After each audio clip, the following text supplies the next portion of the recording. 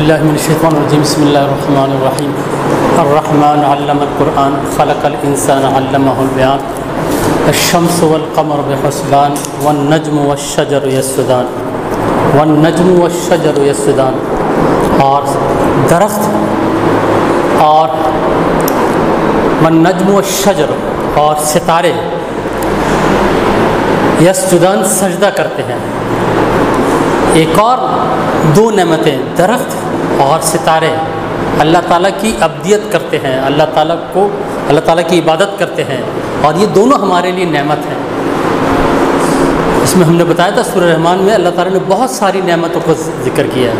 तो ये दरख्त हमें साया देते हैं, हमें फल देते हैं, और हमारे लिए जो से घर बनाते हैं, दरवाज़े, फर्नीचर वग़ैरह।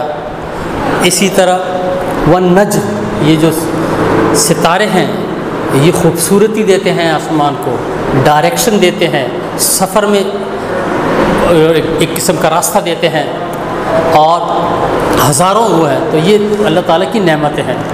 ओके, एसिड बेस और सॉल्ट का लेक्चर नंबर 4। इसमें आज हम बात करेंगे strength of acid and base. पहले देख लें कि स्ट्रॉन्ग एसिड क्या होता है और वीक एसिड क्या होता है। तो ऐसा एसिड जिसको हम पानी में डिज़ोल्व करें और उसके पास जितने हाइड्रोजन आयन मौजूद हों वो सारे आयनाइज हो जाए, कंप्लीटली आयनाइजेशन हो जाए, तो ऐसे एसिड कहलाएंगे strong acid. The acid which upon dissolution in aqueous solution give maximum number of hydrogen ion in aqueous solution will be called as strong acid. So strong acid is an acid which is the one that ionize completely in aqueous solution and give higher concentration of hydrogen ion. A strong acid is always a strong electrolyte। क्या मतलब, इसमें ज़्यादा amount of current pass होगा क्योंकि ionization ज़्यादा हो रही है। 4 एग्जाम्पल मैंने दिए हैं इसमें। Hydrogen chloride ionize into hydrogen ion and chloride ion. देखें, इसमें 1 मोल में 1 हाइड्रोजन आयन था, तो इसने 1 हाइड्रोजन आयन ही दे दिया, 100% आयनाइजेशन होगी, और 1 क्लोराइड आयन इसने प्रोड्यूस किया। सिमिलरली सल्फ्यूरिक एसिड, इसके पास 2 हाइड्रोजन आयन है। It completely ionize to give all 2 hydrogen ion and 1 sulphate ion. So it is again a strong acid. Next आपके पास नाइट्रिक एसिड, इसके पास 1 हाइड्रोजन आयन है, पानी में डाला, 1 हाइड्रोजन आयन दे दिया और 1 नाइट्रेट आयन दे दिया, कंप्लीट आयनाइजेशन होगी, strong acid. Similarly perchloric acid, इसमें भी 1 हाइड्रोजन आयन है और इसने भी 1 हाइड्रोजन आयन दे दिया और परक्लोरेट आयन दे दिया। तो हमने देखा इनके पास जितने हाइड्रोजन आयन थे सारे के सारे इसने दे दिए। तो all those acid which give maximum number of hydrogen ion or which give higher concentration of hydrogen ion in aqueous solution are called as strong acid। इसका पता कैसे लगेगा हमें? इसका पता लगेगा हमें pH से। अच्छा, आगे एक टॉपिक आ रहा है pH, power of hydrogen ion concentration. अगर pH की वैल्यू कम है, याद रखें pH की वैल्यू 0 से लेकर 14 तक होगी, तो pH की वैल्यू 0, 1, 2 और 3 है, तो वो स्ट्रॉन्ग एसिड होगा। मतलब ये है कि अगर hydrogen ion 1 hydrogen ion completely ionize हो रहा है तो उसकी वैल्यू 0 या 1 होगी, और अगर 2 और 3 तो उसमें हाइड्रोजन आयन की मिकदार कम होगी। जैसे जैसे हाइड्रोजन आयन की मिकदार कम होगी pH की वैल्यू बढ़ती चली जाएगी। फॉर एग्जांपल, अगर pH की वैल्यू मेरे पास 13 आ रही है तो इसका मतलब इसमें बहुत कम आयनाइजेशन हुई है हाइड्रोजन आयन की उस पर्टिकुलर कंपोनेंट में, कंपाउंड में। इसी तरह हम ले लेते हैं weak acid. Weak acid is that acid which produce least number of hydrogen ion और less number of hydrogen ion in aqueous और lower number of hydrogen ion, यानी कि उसमें हाइड्रोजन आयन तो मौजूद है लेकिन वो दे नहीं रहा, एक्वस सॉल्यूशन में दे नहीं रहा, तो वो वीक एसिड होगा। अभी बताया अगर pH उसकी वैल्यू कम आ रही है तो इसका मतलब वो कंपाउंड इसने हाइड्रोजन आयन कम दिए तो उसकी pH की वैल्यू 13 या 14 आएगी। इसका मतलब कम हाइड्रोजन आयन दिए। एग्जाम्पल देखते हैं, ये है एसिटिक एसिड। एसिडिक एसिड में देख ले 3 हाइड्रोजन ये और 1 हाइड्रोजन ये, 4। लेकिन जब ये आयनाइज होगा तो आयनाइजेशन के नतीजे में इन चारों हाइड्रोजन में ये वाला हाइड्रोजन आयन ब्रेकअप होगा। तो 4 में से 1 हाइड्रोजन आयन दे दिया, तो इसलिए ये वीक एसिड और एक्वस सॉल्यूशन में। Acetic acid is present in lemon, आप देखते हैं, आप इसको पी लेते हैं, लेमनेड आजकल पीते हैं आप।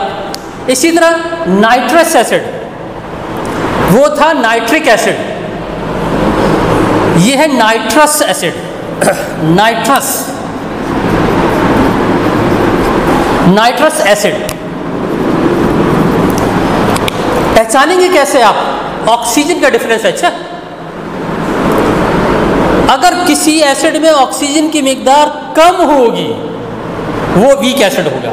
HNO3 is a strong acid, it will give maximum number of hydrogen ion. Nitrous acid having low oxygen and it will give less number of hydrogen ion. यहाँ पे 1 दिया है, लेकिन pH की वैल्यू देखेंगे आप, pH की वैल्यू से आपको पता लग जाएगा कि नाइट्रस एसिड की ने हाइड्रोजन आयन कम दिए, इसलिए वीक एसिड हो गया। दूसरा यहाँ पर था सल्फ्यूरिक एसिड और ये है सल्फ्यूरस, इसी तरह ये सल्फ्यूरस। इसमें भी देखें, सल्फ्यूरिक एसिड में ऑक्सीजन 4 है, यहाँ पर 3 है। तो इसको जब हम पानी में डालेंगे तो ये कम हाइड्रोजन आयन देंगे, less number of hydrogen ion देंगे क्योंकि ऑक्सीजन कम है, और pH की वैल्यू ज़्यादा आएगी, 1, 2, 3 नहीं आएगी।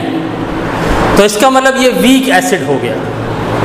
इसी तरह फॉस्फोरिक एसिड, ये पानी में डालो 3 हाइड्रोजन आयन है, लेकिन हाइड्रोजन आयन कम देंगे। इससे कंफ्यूज नहीं होगा सर इधर भी 3 हाइड्रोजन आयन है और यहाँ पर भी आपके पास 2 हाइड्रोजन आयन, या यहाँ पर सल्फ्यूरिक एसिड के 2 हाइड्रोजन आयन, 2 हाइड्रोजन आयन नहीं। ये तो हमने आयनिक इक्वेशन लिखी है, हम इसकी pH देखेंगे। अगर pH की वैल्यू 0, 1, 2, 3 आ रही है स्ट्रॉन्ग एसिड, और 3 से ऑनवर्ड जब आएगी तो ये आहिस्ता आहिस्ता वीक होना शुरू हो जाएगा, मतलब हाइड्रोजन आयन की मिकदार कम होनी शुरू हो जाएगी। तो ये तमाम acid, acidic acid, nitrous acid, sulphurous acid और फॉस्फोरिक एसिड और कार्बोनिक एसिड। कार्बोनिक एसिड आप ये जितना भी पेप्सी सॉफ्ट ड्रिंक है इसमें आप पीते हैं, आराम से पी लेते, तो उसकी एसिडिटी यानी कि कम है, हाइड्रोजन आयन इसमें मौजूद है लेकिन मिकदार कम है। तो ये चंद एग्जाम्पल हैं स्ट्रॉन्ग एसिड और स्ट्रॉन्ग वीक एसिड की, इसको आपने याद रखना है और डिफरेंशिएट करने के on the basis of pH।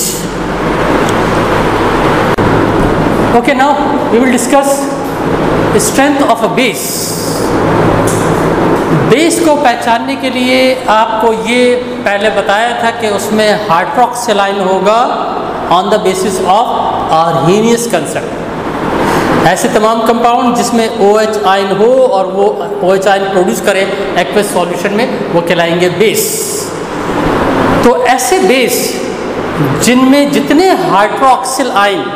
Hydroxide ion मौजूद हो और वो सारे दे दें तो वो कहलाएगा strong base. So a base which completely dissociate in an aqueous solution and give higher concentration of hydroxyl, they are called as strong base. For example, I have sodium hydroxide, it is a base and it completely ionized। एक OH ion था वो दे दिया, 100% ionization होगी। KOH के साथ एक OH ion है, completely ionise हो गया, strong base।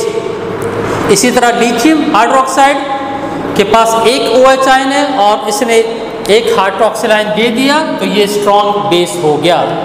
तो पता लग गया अगर किसी ऐसे कंपाउंड में जिसमें OH आयन मौजूद हो और वो मैक्सिमम हाइड्रोक्सिल आयन पानी में प्रोड्यूस कर दे, वो कहलाएगा स्ट्रॉन्ग बेस। और इसको भी हम मालूम करेंगे उसी तरह pH से। अच्छा, तो आपको बताया था कि 0 वैल्यू होती है 7 और 14 on the basis of pH। अगर pH की वैल्यू 1 और 0 और 3 के दरमियान है तो एसिड होगा। 4 और 7 के दरमियान है वो वीक एसिड होगा। 7 और 12 के दरमियान है, अब बेसिक हो गया। अच्छा, और अगर 13 और 14 है तो पता लग गया pH की वैल्यू अगर 14 आ रही है तो इसका मतलब ये हो गया कि उस सॉल्यूशन में हाइड्रोक्सिलाइन की कंसंट्रेशन सबसे ज़्यादा है, मैक्सिमम है, क्योंकि अब pH की मिकदार यानी कि हाइड्रोजन आयन की मिकदार कम है और हाइड्रोक्सिलाइन की कंसंट्रेशन ज़्यादा है। और अगर इसके रिवर्स कर लें POH तो अगर pH की वैल्यू 14 है तो POH की वैल्यू 1 होगी। Strong base has a value of 0 और 1 POH। चूंकि ये बेस है तो बेस की POH की वैल्यू कम होगी। कम से मुराद इसमें हाइड्रोक्सिलाइन बहुत ज़्यादा है। कुछ कंपाउंड ऐसे हैं जिनमें OH आयन तो मौजूद होता है, लेकिन जब इसको हम पानी में डिसॉल्व करते हैं तो वो OH आयन कम मिकदार में पानी में प्रोड्यूस करेगा। So the base which do not dissociate completely in an aqueous solution and give less number of hydroxyl ion are called as weak base. ऐसे तमाम बेस जिनको पानी में हम डिसॉल्व करें उनके पास OH आयन मौजूद हो और वो कम OH आयन प्रोड्यूस करें तो वो कहलाएंगे weak base. Ammonium hydroxide is a weak base. It contain 1 hydrogen ion and produce 1 hydrogen ion. तो ये तो उसने कंप्लीट ऐसा लगता है कि एक OH आयन था और एक OH आयन दे दिया, लेकिन जब इसका मैं pH मालूम करूँगा तो pH इसका जो सा है pH इसका 13-14 आएगा। मतलब इसमें जो 1 मोल में जो हाइड्रोक्साइड आयन थे वो बहुत कम दिए और POH जो सा है उसका 1 नहीं आएगा, 14 इस तरह आएगा। इसी तरह कैल्शियम हाइड्रोक्साइड, इसमें 2 हाइड्रोक्सिल आयन है। इसको जब अब मैं पानी में डिसॉल्व करता हूँ इक्वेशन के मुताबिक तो ऐसा लगता है कि कंप्लीट आयोनाइज हो गया, लेकिन जब इसका pH मालूम करेंगे तो 12-13 आएगा। तो ऐसे तमाम कंपाउंड जिनकी pH वैल्यू ज़्यादा आ रही है वो वीक बेस होंगे। Aluminium hydroxide ionize into aluminium and hydroxyl ion, it can produce 3 hydroxyl ion but the pH value will be lower, that is between 12 and 14। तो ऐसे तमाम कंपाउंड जिनमें OH आयन की कंसंट्रेशन ज़्यादा हो, maximum number of OH ion दे, वो strong base कराएंगे। एग्जाम्पल आपके पास सोडियम हाइड्रोक्साइड, पोटेशियम हाइड्रोक्साइड और लिथियम हाइड्रोक्साइड। ये देखिए ये फर्स्ट ए ग्रुप के, अच्छा, lithium, sodium, potassium, rubidium, caesium and francium. तो इनके साथ जो OH आयन है, जब इनका जब pH मालूम करेंगे तो pH मैक्सिमम आ जाएगा, 13-14 आएगा। लेकिन अमोनियम हाइड्रोक्साइड ये नॉन मेटल है, ये तो कोई मेटल ये सेकंड ए ग्रुप का और ये आपके पास थर्ड ए ग्रुप का।